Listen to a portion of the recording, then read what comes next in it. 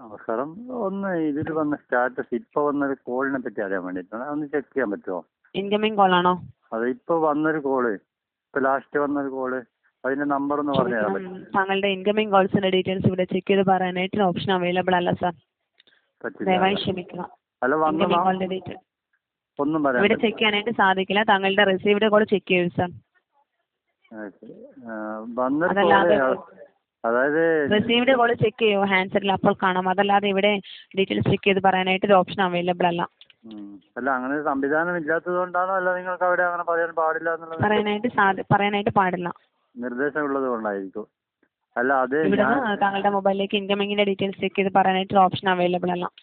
ശരി, അത് ഇതായിട്ട് അങ്ങനെ ബുദ്ധിമുട്ടുള്ള കാര്യമാണ് പറയണമെന്നില്ല. പക്ഷെ അതല്ല ഞാൻ ഉദ്ദേശിച്ചത്, ഞാൻ വിളിച്ചത് അത് ഇപ്പൊ വന്നൊരു മിസ് കോള് എൻ്റെ പോക്കറ്റിൽ കിടക്കുന്ന നമ്പർ, സിം അയച്ചു വെച്ചിരിക്കുകയാണ്, ആ പോക്കറ്റിൽ കിടക്കുന്ന നമ്പറിൽ നിന്നാണ് മിസ് കോളായിട്ട് വരുന്നത്. അതെങ്ങനെ സംഭവിച്ചു എന്ന് അറിയണമെന്നുള്ള ആഗ്രഹം കൊണ്ട് ചോദിച്ചായിരുന്നു. നിങ്ങൾക്ക് എൻ്റെ പോക്കറ്റിൽ കിടക്കുന്ന സിമ്മിന്റെ നമ്പറിൽ നിന്നാണ് വന്നത് മിസ് കോളായിട്ട്.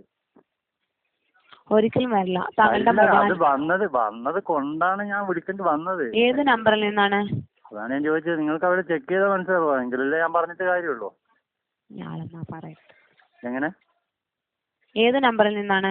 അല്ല, ഞാൻ ആ നമ്പർ പറഞ്ഞാൽ നിങ്ങൾക്ക് അവിടെ ചെക്ക് ചെയ്തിട്ട് താരതമ്യപ്പെടുത്തി താങ്കളുടെ മൊബൈലിലേക്ക് വന്ന ഇൻകമിംഗ് കോൾസിന്റെ ഡീറ്റെയിൽസ് ഇവിടെ ചെക്ക് ചെയ്ത് പറയാനായിട്ട് സാധിക്കില്ല. പിന്നെ ഞാൻ ആ നമ്പർ പറഞ്ഞത് കൊണ്ട് പ്രയോജനം ഇല്ല. ശരിയെങ്കിൽ നിയറസ്റ്റ് ലമായി ഐഡിയ അല്ലെങ്കിൽ ഐഡിയ പോയിന്റ്, ഐഡിയയുടെ ഷോറൂമാണ്, അവരുമായിട്ട് കോൺടാക്ട് ചെയ്യും. അല്ല അങ്ങനെ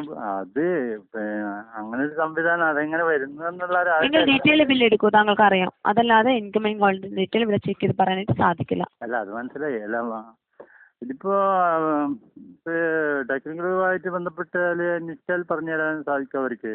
അതാണ് ഞാൻ പറഞ്ഞത്, താങ്കളുടെ ഷോറൂമായിട്ട് കോൺടാക്ട് ചെയ്ത് ഡീറ്റെയിൽ ബില്ല് എടുക്കാൻ.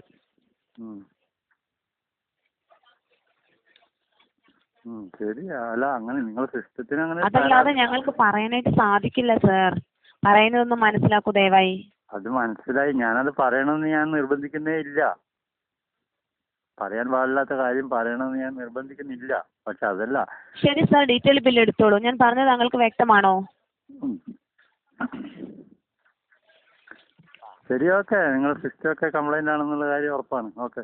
സിസ്റ്റം കംപ്ലൈന്റ് അല്ല സാർ, എനിക്ക് ഇവിടുന്ന് പറഞ്ഞു അങ്ങനെ ഒരു പ്രോസസ് ഇല്ല. ഞങ്ങൾക്കൊരു പ്രോസസ് ഉണ്ട്. ഞാനത് പറയാൻ വേണ്ടിട്ട് നിർബന്ധിക്കുകയല്ല. ശരി, ഞാൻ ശരി, താങ്കളുടെ ഇൻഫർമേഷൻ അറിയണ്ട. പറഞ്ഞ ഡീറ്റെയിൽ വ്യക്തമാണോ?